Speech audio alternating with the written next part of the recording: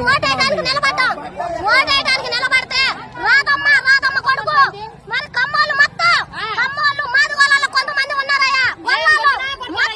గొల్లాలలో Gollam doctor గారు వాడు మమ్మల్ని కర్రలు తీసుకున్నాయా, ఆడాలు కొడతారయ్యా, మొక్కలు కొడతారయ్యా. ఒక్కతడ మీకు దయ ఉంటే వాళ్ళని మటుకు జైలుకు తీసుకోవాల్సిందయ్యా.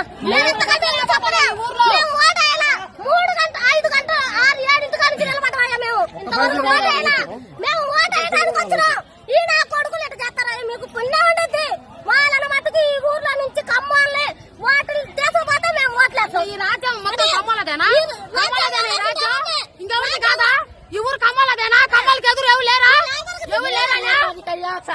కొడుతున్నాయ్యా నా కొడుకు. కమ్మాలకి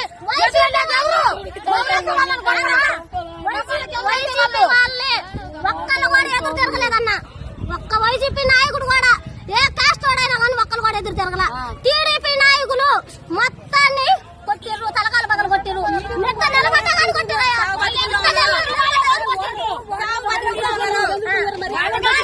ఇప్పుడు నేను చెప్పేది ఇక్కడ కేవలం కావాలని పోలింగ్ శాతం వైసీపీకి అనుకూలంగా ఉందని వాళ్ళకి తెలిసి లోపలికి వెళ్లి మహిళల మీద అరాచకం చేసి ప్రశాంతంగా పోలింగ్ జరుగుతున్న చోట వెళ్లి మహిళలను కొట్టి భయభ్రాంతులు చేసి అక్కడ సీసీ కెమెరాలన్నీ పీకేసి అదేందని మేము వెళ్లి నేను ఒక మీడియాని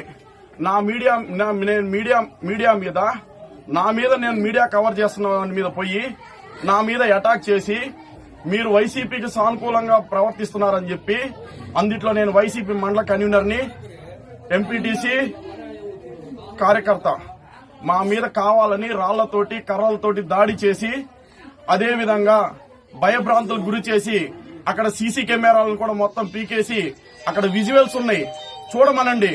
పోలీసులు వైఫల్యం చెందారు. ప్రశాంతంగా జరుగుతున్న గ్రామంలో కావాలని టీడీపీ నాయకులు కావాలని బ్రహ్మారెడ్డి ప్రోద్బలంతో అక్కడ ఈ అరాచకం చేశారు. కావాలంటే అక్కడ చూస్తున్న వాళ్ళు వీడియో విజువల్స్ ఉన్నాయి చూడండి. ఎవరిది తప్పో అర్థమవుతుంది. ప్రజలారా, ముఖ్యంగా తుమ్మూరుకోట ప్రజలకి ఇదే ముఖ్య విజ్ఞప్తి. మన ఎస్సీ, ఎస్టీ, బీసీ మైనార్టీలను అనగదొక్కాలని వీళ్ళు టీడీపీ వాళ్ళు, ఒక సామాజిక వర్గానికి చెందిన వాళ్ళు, వీళ్ళు కావాలని మన మీద దాడి చేస్తున్నారు. ఇవాళ మా మీద, మైనార్టీల మీద, ఎస్సీల మీద, మొన్న ఎస్సీల మీద, ఇదే విధంగా ఈ బీసీల మీద ఈ విధంగా దాడులు చేస్తున్నారు.